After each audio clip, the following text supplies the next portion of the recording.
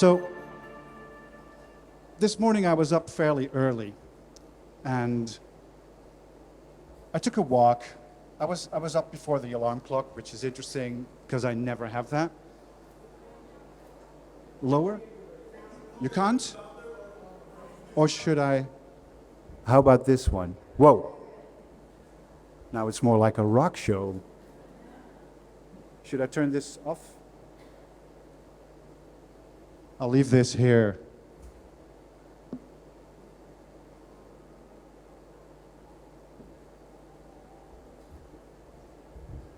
Back to this. Feels a bit weird to be behind this little thing. But so I was telling you guys about how I woke up this morning fairly early.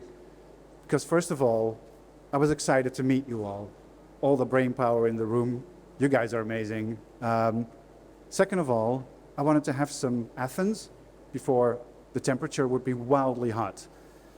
So what I did was I took a taxi halfway, got out with the intention to get lost. And that worked. I got lost a bit. This has nothing to do with this slide, by the way. I just forgot to click it. And then I saw on the street this little fruit stand. Tiny, not that much, some zucchini, cucumber, and tomatoes. And one thing you have to know about me, I love tomatoes. And it was an elderly lady with, I think, what was her grandson. She didn't speak any English. The little guy did. And I started to touch the fruit. Take the microphone. It's much better, perhaps. And just a little bit closer to your mouth, if that's possible. That one. Take that one, yeah. Yeah, we go. I'm sorry, guys, for the interruptions. No, we want to make it better, that's fine. Great. So, great tomatoes. Like, big, bit clunky. One could say fairly ugly. Not how a tomato should look like. Hold that thought. I'm Ruben van Eijk, and Jorgos, you said it greatly. It means from the oak, it's Dutch. You may have guessed that. It's a weird name. I always get in trouble with hotels where they do Van or Eijk or whatever. Anyway, I'm head of creative shop at Meta, and I love my work, especially because I get to work with innovation a lot. So what we do is, over the verticals, we help brands and businesses to deploy their creative on our platform in any which way. And today we're going to talk about two directions within that. Innovation, focused on creativity as far as we can, which is metaverse solutions and AI. Before I go into, though, I want to tell you guys how much I appreciate time. I think it's the most valuable thing in life that we have. So I'm deeply humbled and very appreciative of you guys spending it today with everyone and now here with me. So thanks for that, before I forget. So the metaverse, I think you guys all know about it. And just like 5 decades ago, 1973, this guy,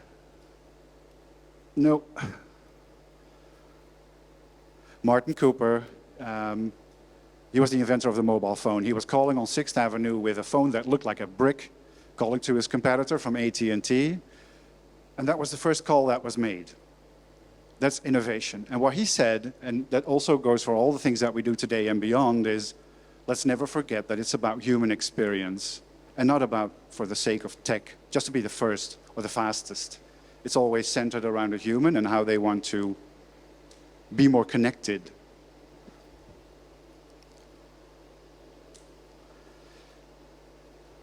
Yeah, I'm explaining to you guys, I'm having two things to manage here. I'm doing my laptop because there are the notes, and here is the slide. I do know the slides, though. So looking at the mobile phone, which was amazing, but let's not forget about, over the last 5 decades, the things that have happened to us in digital and in tech. And one of the biggest things, I think we all can agree, is the World Wide Web, the famous internet. And it brought us so much greatness, I think. I think it's really a tectonic shift in how we act together, how we develop.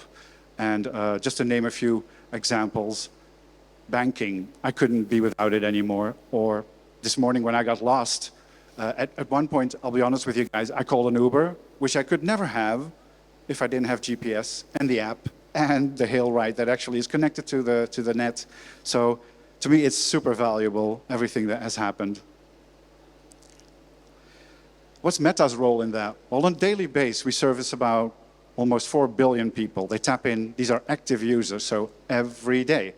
And what we try to do there, or if I can quote Mark Zuckerberg's mission, is to bring the world closer together to build communities. And I like to think and believe that we actually live by this at Meta, coming from Facebook. So that is something that we also stand for, more than the tech, to bring the people closer together. And when we look at this next version of the, let's call it the internet, then we're talking about metaverse solutions. And here we run on 3 tracks. One is co-presence. I'm here now and I love it. I love the energy, the brain power that I feel. Could also be my blood pressure, but I think it's the brain power. How we are together, no matter where, that will stay. Even if I'm at home, I could be here at one point in a hologram or in any other way of solution, but it's about being together. Someone who you can't see often, you can, through metaverse solution, you can still be with the person. And then we have continuity, which is all about a fluid transition through these worlds. True reality, mixed reality, augmented reality, virtual reality. And think of it as now, when we're talking about 2D, sometimes you can be on your phone, have your laptop out, be an interactive game, or even watch Netflix at the same time. This whole journey throughout these platforms and things will continue, but in another shape. And then we have co-creation, which is basically all about the power of creators, what they can mean for your business, how they can amplify what you do, and it's mostly, I feel, about democratization of creativity there. It's not with the agencies, it's not with the businesses, it's with everyone. And the metaverse will make it easy and accessible for all to contribute to this all. And one of these metaverse solutions that I think is very powerful is teaching and learning. And what we see is that people who learn through VR are 40% more confident in applying what they've been taught. And they're 150% more engaged during classes. And to me, that makes sense. It's learning by doing. Well, we all probably had the book and then get a test, yes, no, or even if you get a job, do I do it right? You have to check the book. Here in Metaverse Solutions, you can actually do it already in a virtual way, which I think is super cool. On the other hand, what I also find beautiful is, for instance, in the medical world, where we have regression therapy, where elderly people use the headset to recreate memories or even go around the globe where they always wanted to be. I think it has great, great potential. And all these things in the metaverse are fueled by AI. There it is, AI. You could say that metaverse or virtual reality is the dish, and AI contains of the ingredients to fuel it. There it is. So what we see specifically for Meta is that we have a stronger discovery engine. About 20% of what you see in your Facebook feed is based on AI, 40% on Instagram. What that means is that it's trying to learn from you what you do. Basically, we're feeding the algorithm to be as relevant to you as possible. Then we have removing harmful content, which is about 82%. That already is spidered by AI. Overall, it's 98, by the way. There's still a lot of manual work there. One might think, how does this end up in my feed? We're not perfect. But remember that about 98% of all that terrible content, you don't even see it. It's being caught. And 80% of that one is caught by AI. Then we have what we just talked about, how it fuels the transition. That's especially going to be the case in continuity, because the computing power and the data sets that we have to use will definitely be very much contributing to these transitions.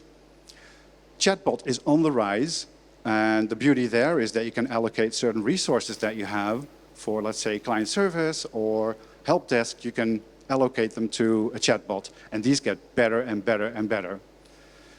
And then lastly, I don't know if anyone is advertising on our platforms, but we have Advantage Plus, which is a fully automated advertising system. Basically, I'm going to boil it down to you can throw in something and the system will find exactly the right audience at the right time.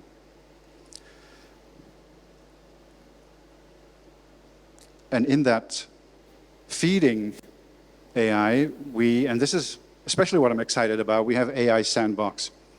And I'm going to mention 3 of the solutions that exist within Sandbox. That is that you can test and learn with copy. So you put in the copy or your message, a bit like ChatGPT, and it will give you a load of options to use the copy for. Same goes for backgrounds. And this is especially interesting when you're low on resources, because normally you would ask a designer, can you make 20, 30? I mean, I have clients who send out 300 creatives a week.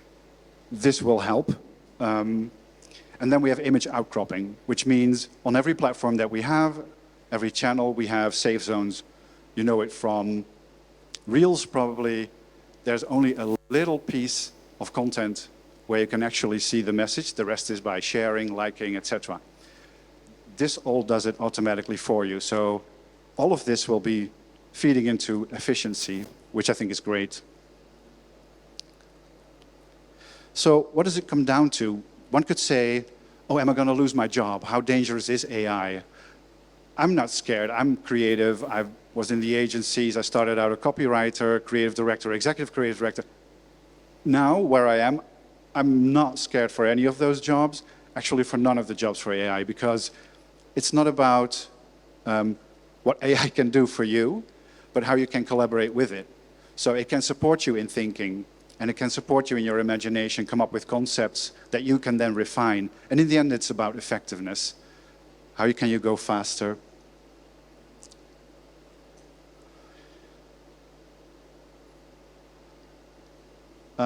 So the foundation for modern brands lies in current innovative platforms. And when we look at Meta, in this case, there are 4 directions that we choose, which is augmented reality, which totally taps into rich storytelling. So think of the canvas that you can use way better than before. It gives you depth, it gives you interaction more than before.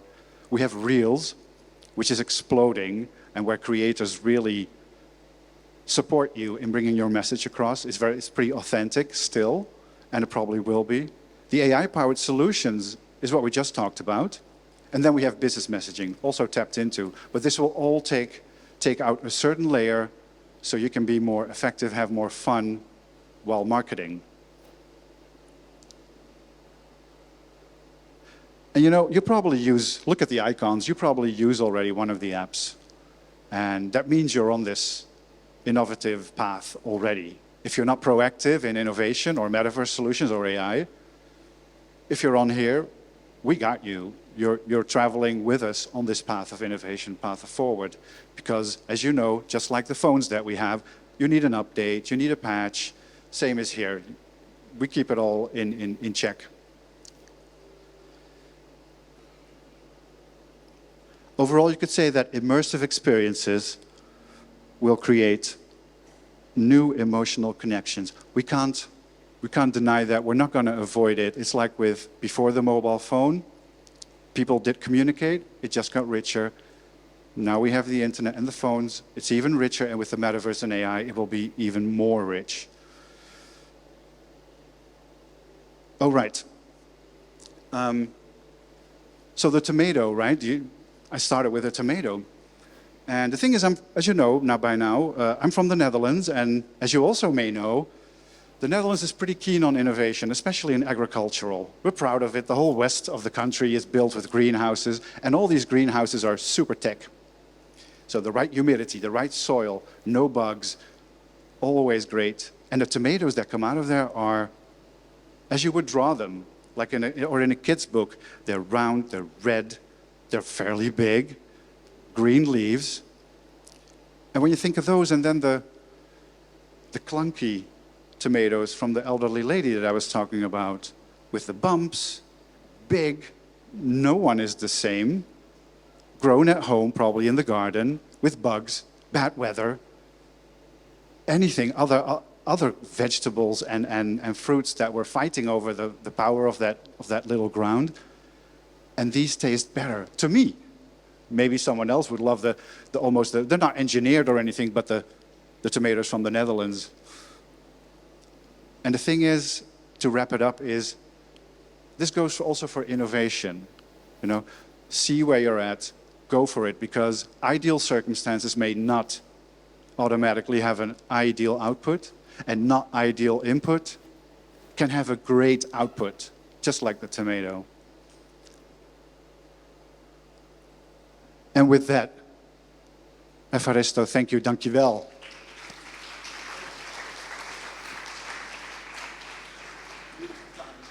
We have time for... Yeah, please. Is there any questions? If it's the question whether a tomato is a vegetable or a fruit, that would be sharp. I think we have much better vegetables than you Right. in Netherlands. But, το όνομά σου. Σπυριδάκης, είμαι από το marketing Πιτσουλάκη Ρομπογιαννάκη από Κρήτη. So, my question is not about tomatoes, I'm sorry. He's from Crete, he knows about tomatoes. You do. Just to eat it, Man, not let's to talk. do anything else with it. Anyway, so you said before about the internet, so and then you talked about the metaverse. Don't get me wrong, I really, I'm very excited about the VR and anything that has to do with it, but what troubles me about the metaverse is that I found difficult to see a compatibility with other platforms that will work at the same in a different platform than the metaverse. What made internet succeed is that we all had the same platform to use, and that's why we could grow the communication and the entertainment and everything like that. How the metaverse will succeed to connect people even from other platforms? Thank you. Great question, thank you. So basically it's about uniformity, right? How can we, the internet was like you dial in and you're on the web. This is going to be the same. I think the biggest barrier there is the wearables that we have. So you have to have this clunky headset. And whether it's an Apple Vision Pro or a Quest 3, it doesn't matter. If the ease is there and when we can all agree on one ground that we operate in, and that is what we're trying to do. Meta is collaborating with Adobe, with NVIDIA, with Microsoft. I think Microsoft's also here. We're trying.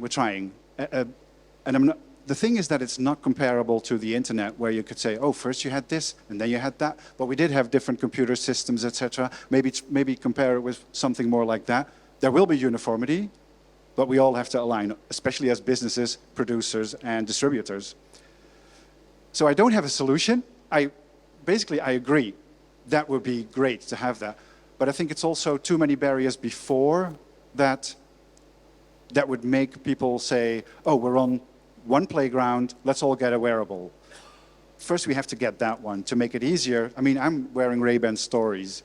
That would be already nice that we all have something that is actually wearable instead of one of those big units on the noggin. So, yeah, we're working on it. And I hope with you that we soon have a uniform playground for all. Thank you. Interoperability is always the key for a lot of technologies in the past. That was the key.